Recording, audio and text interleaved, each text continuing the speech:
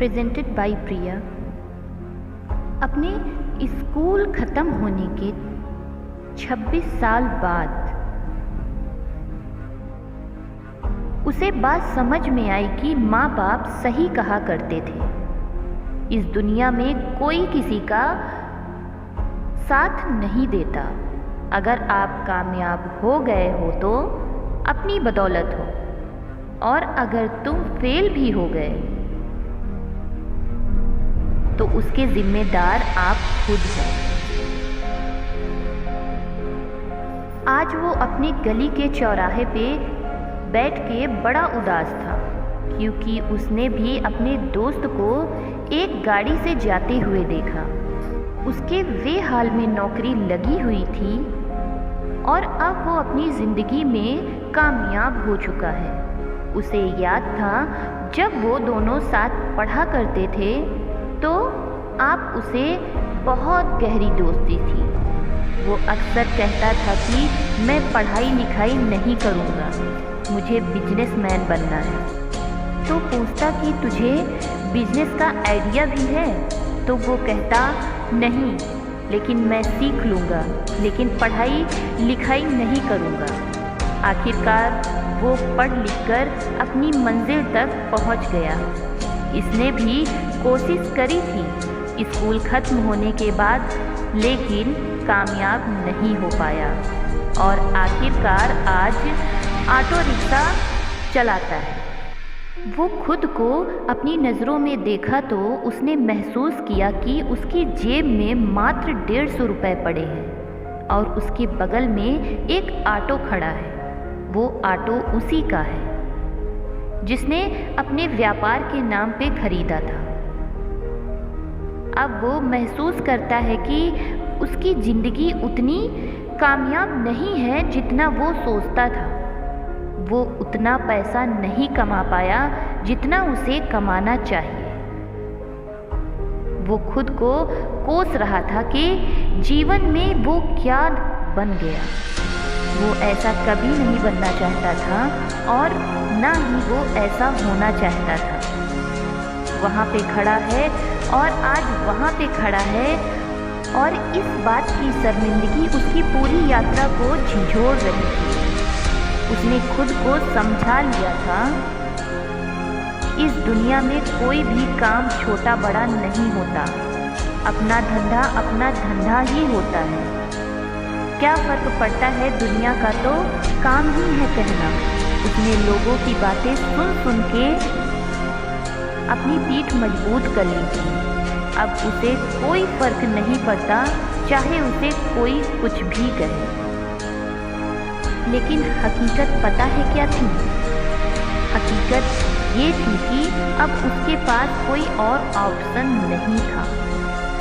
अब उसकी ज़िंदगी जीने का एकमात्र ज़रिया था रोज़गार। अगर वो ऑटो छोड़ के कोई और काम भी करता तो वो सिर्फ मेहनत और मजदूरी ही करता। देखो, हकीकत ये है कि ज़िंदगी संघर्ष है। समय किसी को दोबारा मौका नहीं देता। एक बार वक्त हाथ से निकल जाए तो जितना मर्जी हाथ मलते रहो, जितना मर्जी आंसू बहाते रहो, जितनी मर्जी पछताते रहो, आप दोबारा उस समय नहीं जी सकते।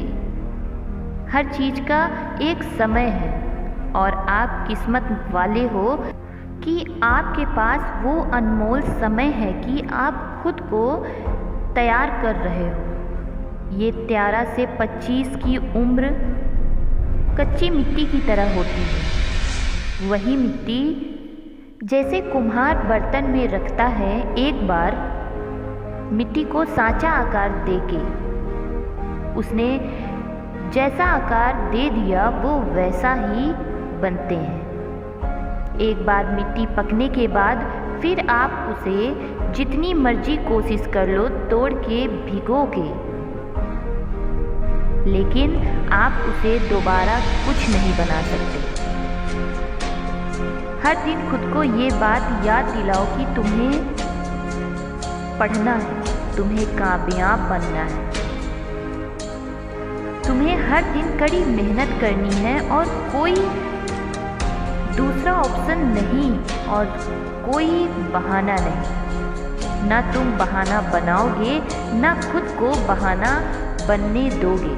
अगर मन भटके तो भी समझाओ, मन को अपनी काम में लगाओ और किताबें खोल के बैठो। ज़बरदस्ती पढ़ोगे।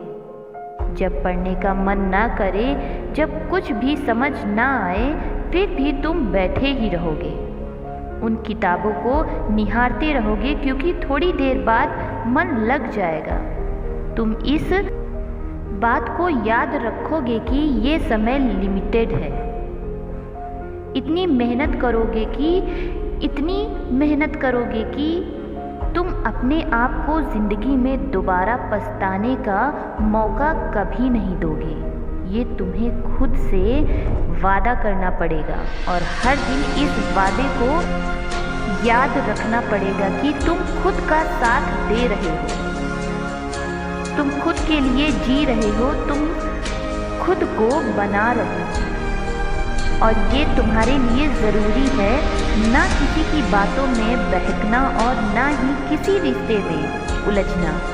और जब तक तुम कामयाब ना हो जाओ, तुम हर दिन आगे बढ़ना और खुद से वादा करने के लिए आज तुम बॉक्स में प्रॉमिस लिखना। मैं समझ जाऊंगी तुमने हमारी बातों को मान लिया है और तुम इस बात से एग्री करते हो कि ज़िंदगी तुम्हारी जिम्मेदारी है।